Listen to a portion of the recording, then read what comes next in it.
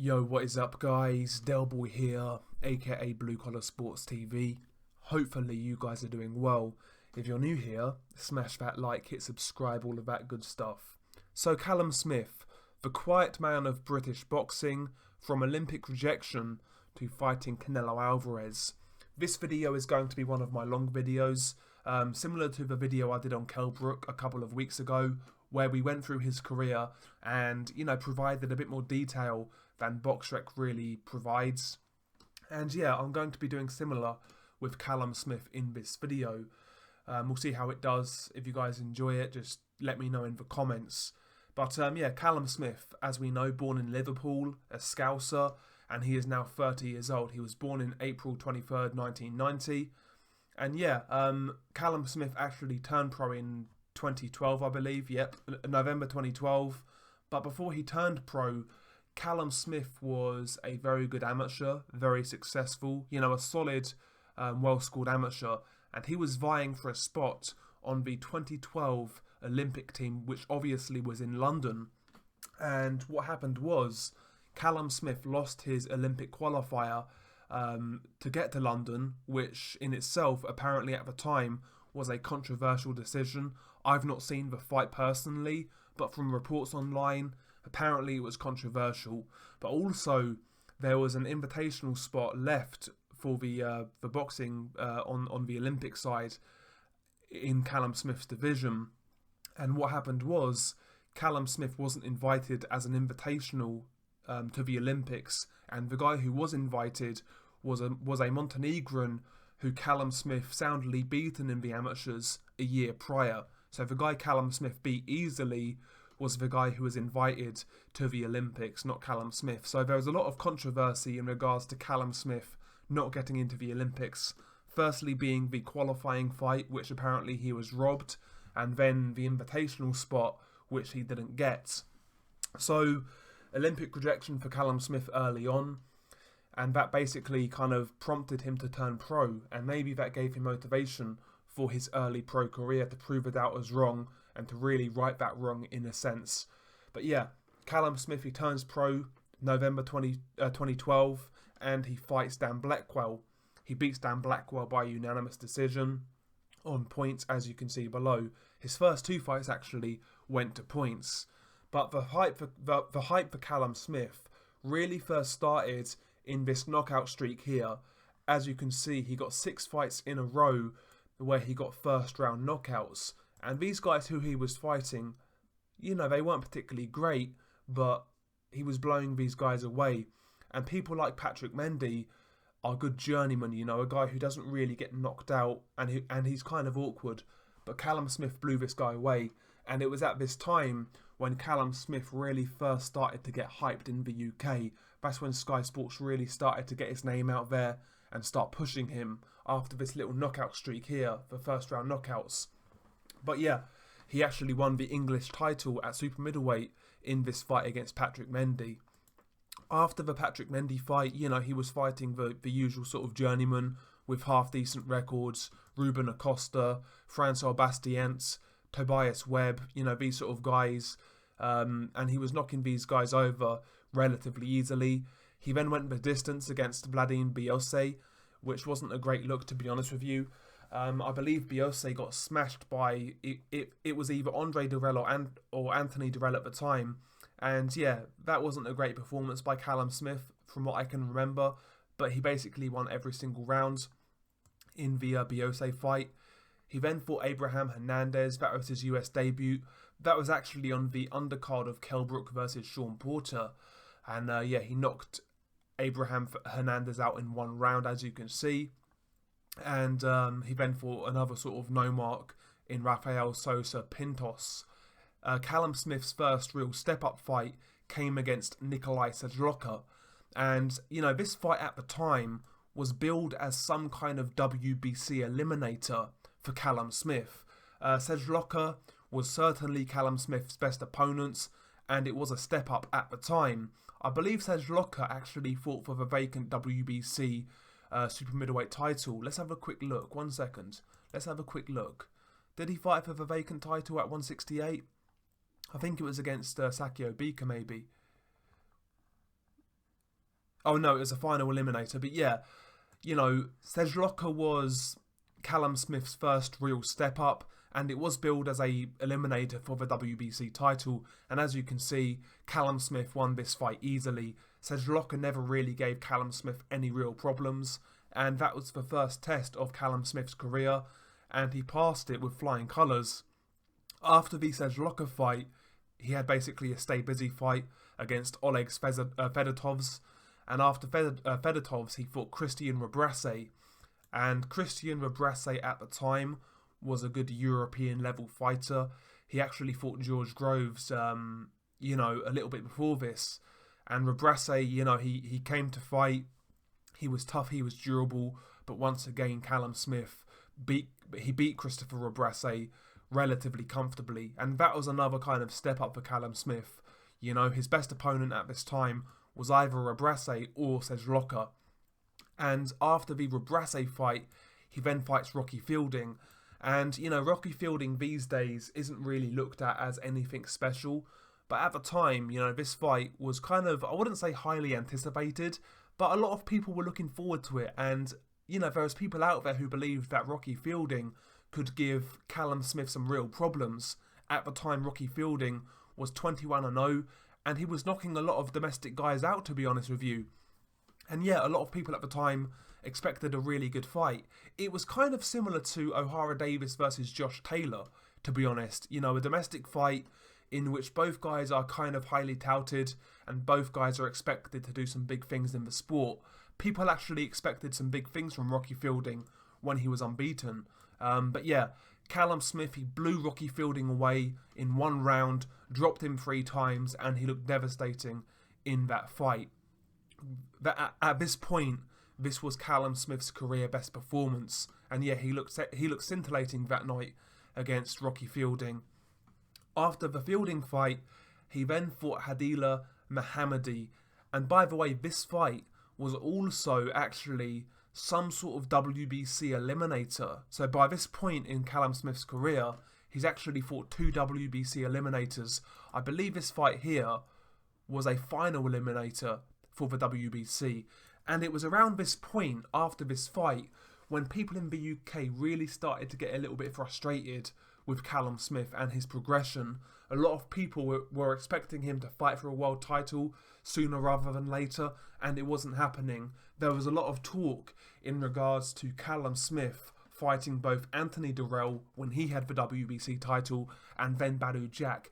There was a lot of talk at the time in regards to those fights, and for whatever reason, these fights never happened. Whether it was Callum Smith's fault or his side's fault or the opponent's fault, who knows? But it was at this point when I kind of first noticed the frustration in regards to Callum Smith's career.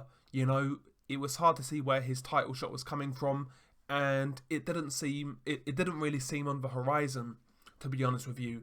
But you know, after the Mohammadi fight, he then had a couple of more sort of stay busy fights against Cesar Reynoso and Norbert Nemespati. Again, these opponents here, really nothing to write home about. Then he fought Luke Blackledge, who again, at this point, Callum Smith should really be doing a lot better. And yeah, like I said, really, from the Mohammadi fight, this period here, there was a lot of frustration in regards to Callum Smith and where his career was going. People really wanted to see him fight for the WBC title. That was the original plan for Callum Smith, to get him up the WBC rankings and have him fight for that title, but it never happened for whatever reason. And finally, in 2017, Callum Smith started to step up his competition and actually really make his assault for a world title. And it wasn't Matchroom, his promoter, who actually took care of these fights here. Callum Smith actually went into the World Boxing Super Series the first season at super middleweight, and in the first round he fought a guy called Eric Skoglund, who was 26-0, as we can see. And by this point of Callum Smith's career, this was Callum Smith's hardest fight as far as I'm concerned. Eric Skoglund, a tall, rangy super middleweight and a good boxer, and he was giving Callum Smith some real problems. Callum Smith won the fight quite clearly, in my opinion, but it was very competitive, and at times it was quite close. Going into the 11th round, I recall this, and I've only seen it once, but I recall I had it as a close fight.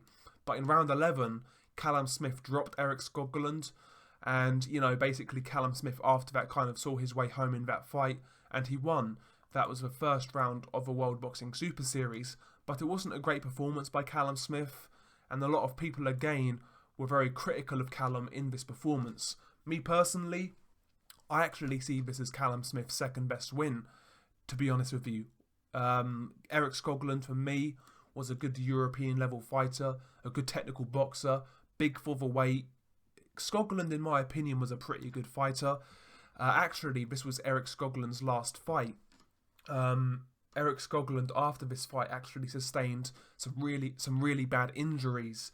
It wasn't due to this fight, but it was due to sparring after this fight.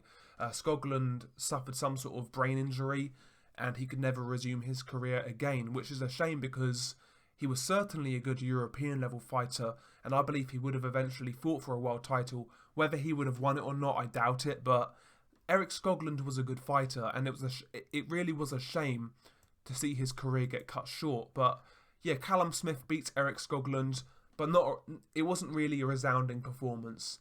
And once again, at this time, the hype for Callum Smith really is dying. After the Eric Skoglund fight, he fought Nicky Holskin in the World Boxing Super Series semi-final. Now, before Nicky Holskin, Callum Smith was supposed to fight Jürgen Brähmer in the semi-finals of the World Boxing Super Series. Jürgen Brähmer dropped down from light heavyweight to enter the tournament, and in the first round against Rob Brandt, Jürgen Brähmer looked great. And going into that fight with Callum Smith, a lot of people were really doubting Callum Smith against Jürgen Brähmer. There was a lot of people saying that Jürgen Brähmer could beat Callum Smith, and I can see why at the time, to be honest with you. Jürgen Brähmer looked good in his first fight at 168 in the World Boxing Super Series. But, Jürgen Brähmer pulled out due to some sort of injury, and in came Nicky Holskin. Nicky Holskin, no real credentials as a professional boxer. He was a great kickboxer, but he came into the professional boxing game and had a go at boxing. He got to 13-0, and somehow he found his way into this tournament. And he actually made the distance with Callum Smith. And once again, Callum Smith really didn't look all that great. Looked very pedestrian, workmanlike, not really that dynamic. And yeah, it just wasn't a great performance by Callum Smith. When you look at Nicky Holskin's background, I know he's a tough guy, but a limited background in boxing, you was really expecting Callum Smith to perform a lot better than he did. But nevertheless, he won the fight and he progressed to the final of the World Boxing Super Series. He finally fought George Groves in that final. Now, this final was delayed for a long time due to the injury sustained by George Groves in his semi-final against Chris Eubank Jr. George Groves in that fight dislocated his shoulder. And that fight for a time, that final between Groves and Smith, was actually, up in the air. There was a risk that it wasn't going to happen. But eventually George Groves got fit and he took the fight in the final. And Callum Smith knocked out George Groves in the 7th round. A pretty good fight while it lasted. A pretty close fight, to be honest with you. But Callum Smith got to him and eventually stopped him in the 7th round. Finally, after 6 years as a pro, Callum Smith becomes a world champion, and after winning the World Boxing Super Series, at this point, people really expected Callum Smith to really push on. He finally won a world title. He won the World Boxing Super Series. He beat a big name in George Groves, but once again, his career never really kicked off. To be honest with you, never really got going. After the George Groves fight, it took him about 9 months to have his next fight, and he fought on the undercard of Anthony Joshua versus Andy Ruiz 1 in New York. And as you can see, he knocked out Hassan N'Dam in 3 rounds. That fight really was a joke, as far as I'm concerned. Hassan N'Dam is a Korean middleweight. He had no business in there with Callum Smith, and he got smoked basically. You can't really read too much into that fight. Callum Smith did what he needed to do in order to get the victory, and he looked good doing it, but like I said, Hassan N'Dam, really no business at 168 against Callum Smith. Just too small, been through wars, been stopped a few times. Yeah, N'Dam never belonged in that ring with Callum Smith. After the N'Dam fight, He then fought John Ryder November last year in 2019. Now, this fight was extremely contentious. Going into this bout, a lot of people were kind of... What's the word I'm looking for? A lot of people weren't really talking about this fight. A lot of people really weren't looking forward to it. People recognise John Ryder as a good fighter in the UK, but people see him as a nearly man. He's good, but not quite good enough. And most people expected Callum Smith to really beat John Ryder convincingly, including myself. But ultimately, that's not what happened. Callum Smith won the fight by unanimous decision, but as far as I'm concerned, this fight was a robbery. I felt John Ryder won this fight. John Ryder, the much smaller man, I believe he's like 5'8", 5'9". Callum Smith is 6'3". Yet John Ryder was the guy out jabbing Callum Smith, out hustling him on the inside, and he was the guy to me who was, forcing where the fight was going. He was fighting the fight on his terms basically, and I felt he did enough to beat Callum Smith that night. I felt John Ryder boxed a really good fight. And he got basically he got robbed in that one. And yeah, after that fight, once again the British public really started to doubt Callum Smith. People calling him a hype job, etc., etc. There was a lot of call for a rematch between John Ryder and Callum Smith, which should have happened. To be honest, like I said, I felt John Ryder won that fight relatively clearly. It was competitive, don't get me wrong, but I felt there was one winner. It was one of those close, competitive, but clear fights. There was one winner for me, and that was John Ryder. But, Callum Smith got the decision. And it wasn't that Callum Smith necessarily looked poor in that fight, which really damaged his reputation or his standing amongst British boxing fans. To me, it was the reaction after the fight. His team weren't willing to give John Ryder a rematch, not even willing to talk about it. They just wanted to move on. It looked like they realised they got a lucky decision and they wanted to get out of Dodge, basically. And yeah, it just left a bad taste in the mouth. And yeah, after that, Callum Smith hasn't fought. That was November 2019. Here we are, November 2020, a year out of the ring for Callum Smith, and he's not fought. Inactivity, and yeah, basically Callum Smith, when you look at his career, he's had kind of highs and lows, or not highs and lows, but there's been certain points in his career where he's really got a lot of momentum.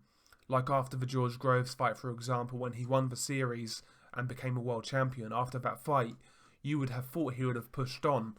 After the first round knockouts against Rocky Fielding and Mohammadi, you was expecting Callum Smith to really push on, but it's never really happened for Callum Smith, to be honest with you. He's never really got to that next level. You have to remember, when this guy turned pro, there was a lot of people out there who were saying Callum Smith could be the UK's best fighter. He could go on to be a legend amongst UK boxing, royalty. But it's not really happened as of yet. However, on the 19th of December, Callum Smith has a real chance to put his name amongst the greats of British boxing. If he were to beat Canelo Alvarez in December, it would rank amongst the biggest wins for a British fighter away from home in God knows how long. So Callum Smith has a really great opportunity in December against Canelo Alvarez. I really think he's up against it due to certain circumstances, late notice, etc., etc., and God knows what else, but he's got the opportunity now. Can he really finally, put his name in lights and really get himself out there as being one of the best fighters in British boxing? Because that was what was expected of him when he turned pro and when he was fighting through the ranks. People expected this guy's name in lights to get the big fights, the unification fights, the mega fights in Vegas. That's what people were expecting from Callum Smith. And a lot of people were expecting him to win these sort of fights. We're going to find out in December what he can do against Canelo. He's got the size advantage. He's a bigger man, but in my opinion, he's still up against it in that one. We'll see what happens. It's been a long road for Callum Smith to get to this point. A lot of stop-start, inactivity. He's never really got it fully going, Callum Smith. He's a good fighter, technically sound, big guy for the weight, he can punch, he's relatively exciting. Callum Smith is good, but, when this guy was knocking over, when he was knocking over Rocky Fielding and Mohammadi back in 2015. I was expecting a lot more from Callum, to be honest with you. I thought he would be a lot further ahead than he is now, to be honest. I thought he'd be a lot further ahead. I thought he would have had the unification fights against other champions and maybe be a unified champion, but that's not the case. He's still got the same belt. He's not unified. He's not really built that resume all that much. When you look at his resume, it's really bare, to be honest with you. His best win is George Groves, who was obviously depleted going into that fight. He had that bad shoulder injury. And apart from George Groves, who's really there? A robbery against John Ryder, controversial fight. Eric Skoglund, who in my opinion is Callum Smith's second best win. Rocky Fielding. There's really not much on Callum Smith's resume. You would have expected a lot more from Callum, but for whatever reason, it's not really worked out. And yeah, now he's finally got the chance to really, like I said, put his name in lights. We'll see what happens on December the 19th. A little bit closer to the time, I will make a prediction video for the fight, but that'll be in the next couple of weeks or so. But yeah, I mean, share your thoughts below. What do you make of this video? Probably not as good as the Kelbrook video, but I thought I'd make this video on Callum Smith, just giving you my 2 cents on his career thus far. You know, how people were viewing him at various points in his career. And yeah, I want to hear your thoughts. Like I said, ultimately with Callum Smith, it's been stop-start in regards to the momentum and the public perception of Callum Smith. It's been stop-start. It really has been. But yeah, share your thoughts below.